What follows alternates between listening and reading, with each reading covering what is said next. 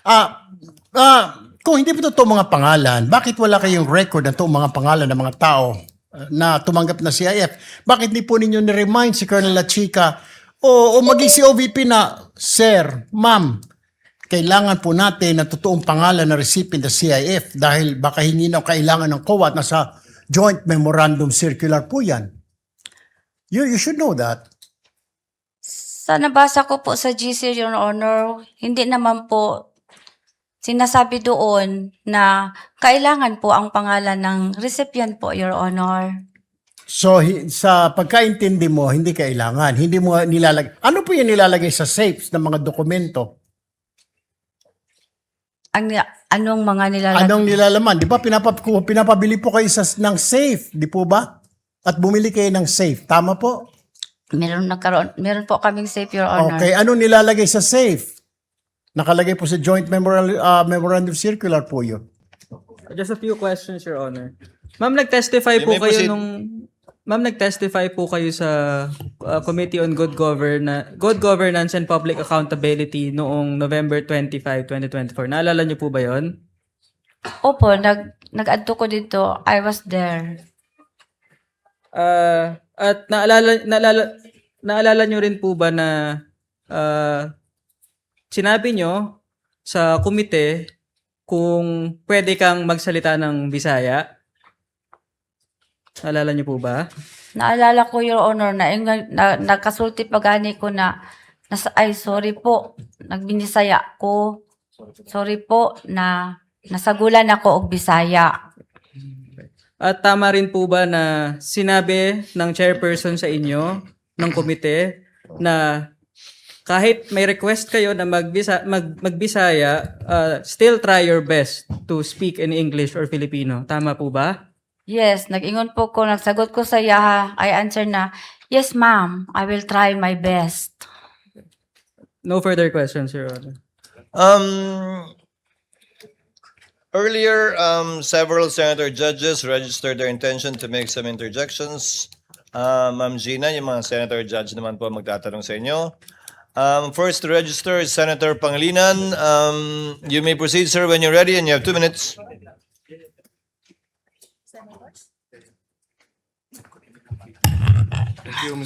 The sequence so far would be in this order. After Senator Pangilinan, Senator Erwin Tulfo, Senator Rafi, the Senate President, Senator Ontiveros, Senator Lacson, and Senator Villanueva. Thank you, Mr. President. Magandang hapon, Ginang G. na Acosta. Sabi nyo kanina na kayo ang disbursing officer at yung paglipat nyo ng pondo kay La Chica ay na-disburse ninyo ang pondo. Tama? Na-disburse ko po kay Colonel La Yes. Chica, Your Honor. Pag na-disburse ba ang pondo, ibig sabihin, hindi na ito pondo ng gobyerno? Halimbawa, bumili kayo ng supplies. Na-disburse yung supplies, na-disburse yung pondo, binayaran yung supplies. Pag nabayaran na yung supplies, hindi na yun pondo ng gobyerno, tama? Pag nabayaran na yung supplies, hindi na pondo ng gobyerno, tama? Pero ang supplies po, Your Honor, is property na po ng gobyerno. Hindi, yung pondo ang pinag-uusapan. Pag nabayaran na yung supplies, yung pondo na nailipat, yun yung disbursement. Tama?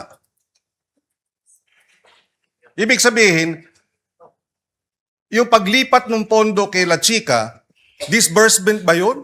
O yung paglipat ng pondo mula kay La Chica sa supplies o medicines, yun yung disbursement? Ang ibig sabihin ko po, yung pag-disburse ko ng pera kay La Chica po, yun po ang disbursement ko, Your Honor. Okay, so pag disburse, ibig sabihin hindi na wala ka nang tungkulin doon sa 125 million na nilipat kasi na-disburse mo na. May tungkulin pa ako, Your Honor, kasi si La Chica po ay, siya lang po ang itinalaga na security officer, Your Honor, So- na siya ang mag-implement po, Your Honor, ng mga proyekto o activities po ng confidential, Your Honor, on the ground kasi siya po ang may eksperto, Your Honor. Yes, siya ang eksperto pero meron pa rin kayong tungkulin na tiyakin na tama yung disbursement. Tama? Yes. Meron pa rin akong Yes, tungkulin, yes. Your Honor, kasi ako man ang accountable officer, Your Honor. Exactly. So, nung nilipat nyo kay La Chica, sabi nyo wala kayong alam doon sa confidential fund expenses. Hindi ba? Sabi nyo, kasi po, values confidential operations, siya po ang eksperto.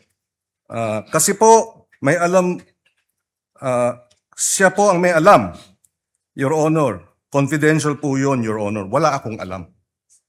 So, paano nyo babantayan yung disbursement kung wala kayong alam dun sa paggastos ng confidential funds? Pag sinabi nyo wala kayong alam, paano mo matitiyak na yung sinabit sa yung affidavit dahil wala kayong alam, malalaman nyo na tama ang gastos? Nagsubmit po siya sa akin ng nagsubmit po siya sa akin ng utilization report, Your Honor. At naniwala din ako kay La Chica, Your Honor, kasi siya po ang itinalaga ni Vice President Sara Duterte, Your Honor, as security officer. At siya po ang aming commanding officer ng BPSPG. So, so naniwala kayo. Pero, kung nakuha yung pondo at dineposito sa bangko, personal account, hindi nyo alam yon, hindi po ba? Hindi ko nakita, Your Honor. O kaya nga. So, hindi nyo alam kung inilipat sa private account. Hindi ko alam, hindi ko nakita, Hindi nyo Your rin Honor. alam kung talagang tinanggap ni Mary Grace Piatos yung pondo personal. Hindi nyo rin alam. Wala ako sa ground, Your Okay, Honor. Hindi nyo rin alam kung nilipat yung pondo at ipinamudmod sa kung sino-sino. Tama? Wala pa ako sa ground, Your Honor. Okay, last wrapping up, Mr. President. Kindly wind up. Yes.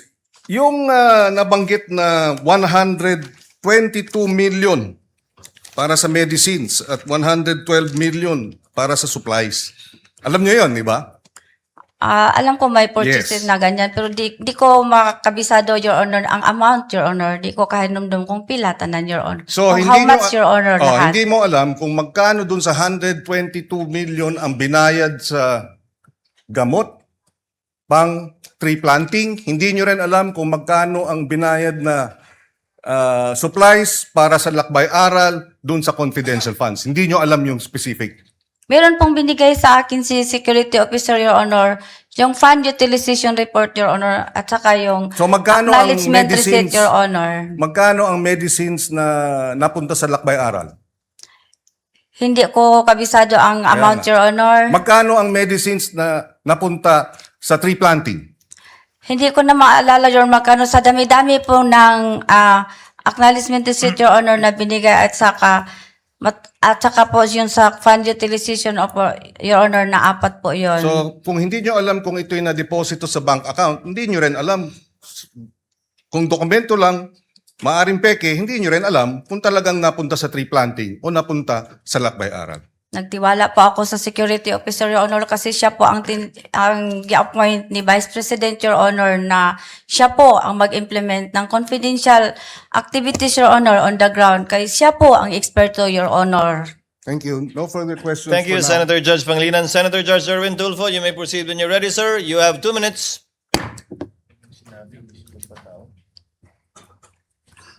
Thank you, Mr. Presiding Officer. Ms. Gina Costa. Bago po kayo naging SDO ni VP Sara, ano po ang trabaho niyo? Ano po? Sa office po, ng Office of the Vice President, Vice Presidential Officer 6 po ako, Your Honor. No, nung mayor po siya, anong trabaho niyo? Empleyado na ba kayo ng gobyerno? Paano kayo nagkakilala ng Vice President? Empleyado na po ako ng gobyerno, Your Honor, doon po sa Sangguniang Panglungsod, Your Honor. Anong trabaho niyo po sa Sangguniang Panglungsod? First po is stenographic reporter, Your Honor. And then po, nagiging supply officer po, Your Honor. Anong year po kayo nagkakilala ng Vice President?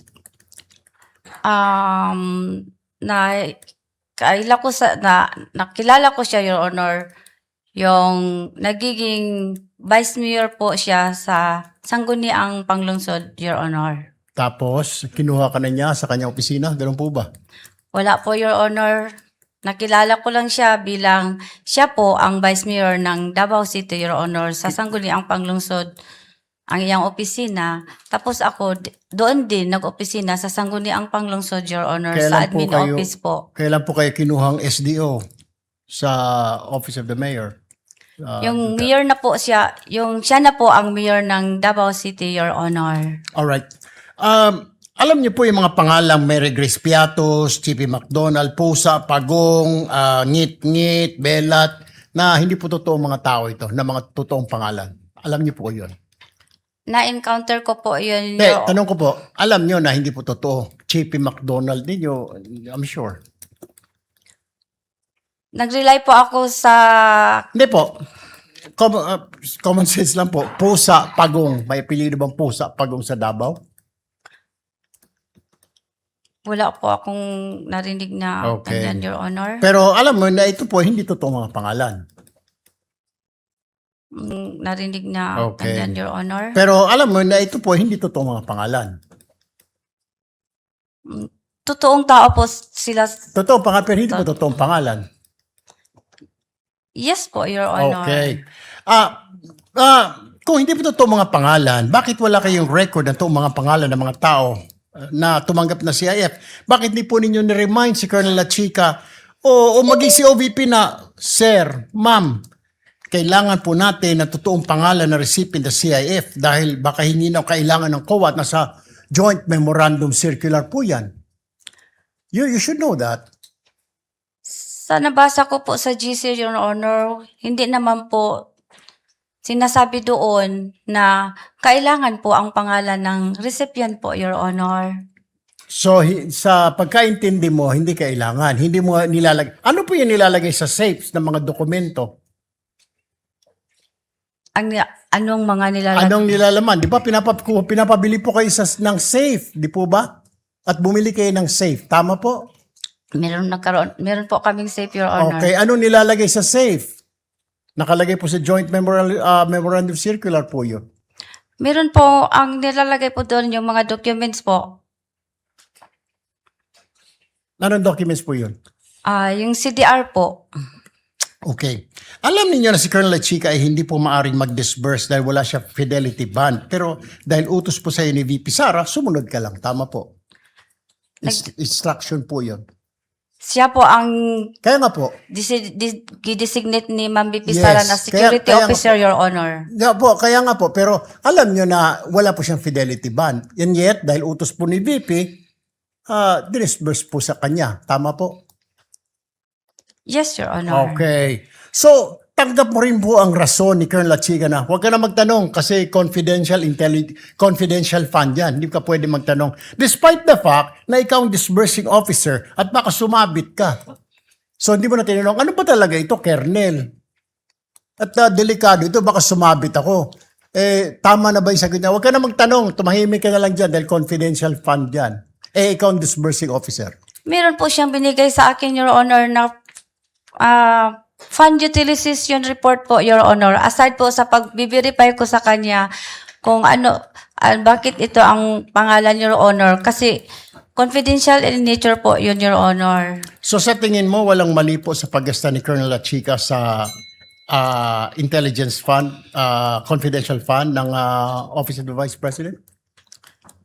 Sa tingin ko po wala kasi nabigyan po niya na ako ng fund utilization report, Your Honor, na binabangga ko po sa object of expenditures na binigay niya sa akin. Nagtugma po ang mga amount, Your Honor, at saka yung ano pong expenses ang dapat ma-incur niya, nandoon po rin, Your Honor. One last question, presiding officer.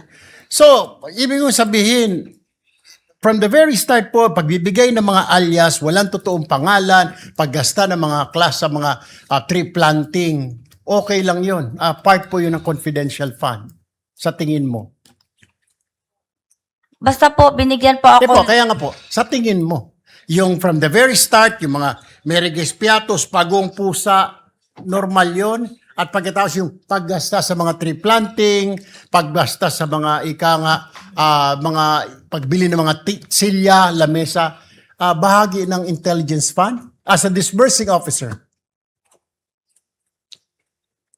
Marami kasi ang tanong mo, No, ang Your tanong ko nga Honor. po, tama ba sa tingin mo yung paggasta ni Colonel Chica pagbili ng mga lamesa, upuan, tree planting, confidential fund, ma'am? Na Kasi- bahagi ng confidential yon. Kasi Your Honor, sa tree planting po, napasok po doon ang confidential plan po during po sa pag-inspect po ng area po kung saan po mag-tree planting ang mga tao po at ang mga partner organization po. So pag-survey po, yun po, papasok po ang confidential operation, Your Honor. Pati po pagbili ng lamesa, may confidential din yun. Kailangan under strict confidence sa pagbili ng lamesa at upuan. Gagamitin po yun sa operation, Your Honor. Okay. No further questions, Mr. Presiding Officer. Thank you, Senator Judge Erwin Tulfo.